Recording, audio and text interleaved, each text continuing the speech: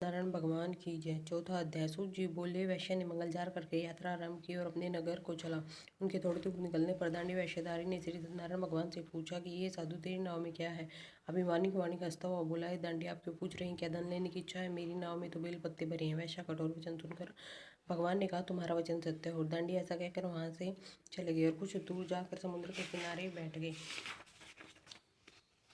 उनके जाने के बाद वैश्य ने नृत्य करने के बाद नाव को झूठा देखकर चंपा किया तथा नाव में बेलपत्ते आदि देखकर मूर्छित तो जमीन पर गिर पड़ा। फिर मूर्छा खुलने पर अत्यंत शोक प्रकट करने लगा। तब उनका दामाद बोला कि आप शोक न करें, यह दांडी का शाप है, अतः हमें उनकी शरण में चलना चाहिए, तभी हमारी मनोकामना पूरी होगी। दामाद के वचन सुनकर वह दांडी महाराज के पास पहुंचा और अत्यंत भक्तिभाव से नमस्कार करके बोला, मैंने आपसे जो है सत्य वचन कहे थे उनको क्षमा करो। ऐसा कहकर मान शोकातुर रोने लगा।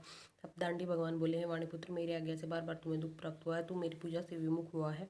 साधु बोला, है भगवान, आपकी माया से मोहित ब्रह्मा आदि भी आपके रूप को नहीं जानते, तब मैं ज्ञानी कैसे जान सकता हूँ।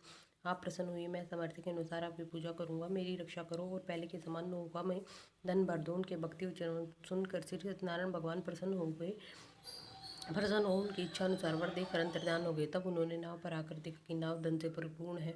वह सत्यनारायण भगवान का पूजन कर साथियों से अपने नगर को चला। जब वह अपने नगर के निकट पहुंचा तब उसने अपना एक दूत को घर भेजा। दूत ने साधु नामक वैश्य के घर जा उसकी स्त्री को नमस्कार कर कहा, आपके पति और आपके दामाद सहित इस नगर के समीप आ गए हैं। ऐसा वचन सुनकर साधु की स्त्री बड़े हर्ष के साथ सत्यदेव का पूजन कर पुत्री से कहा, मैं अपने पति के दर्शन को जाती हूँ, तो कार्य पूर्ण कर शीघ्र आना। परंतु माता के ऐसे वचन सुनकर दिखलावती प्रसाद छोड़कर अपने पति के दर्शन को चली गई। प्रसाद की योग्य के कारण सत्यदेव रुष्ट हो गए और उसके पति को नाव सहित पानी में डूबो दिया। कलावती अपने पति को न देखकर रोती हुई जमीन पर गिर गई तथा नौका को डूबा तथा कन्या को रोता हुआ देखकर साधु दुखी बोला, है भगवान, मुझसे मेरे परिवार से जो भूल हुई है उसे क्षमा करो। उसके दीन वचन सुनकर सत्यदेव प्रसन्न हो गए और आकाशवाणी हुई, साधु, तेरी कन्या मेरा प्रसाद छोड़ कर आई है, इसलिए इसका पति अदृश्य हुआ है। यदि वह घर जाकर प्रसाद खाकर लौटे तो इसे इसका पति अवश्य मिलेगा।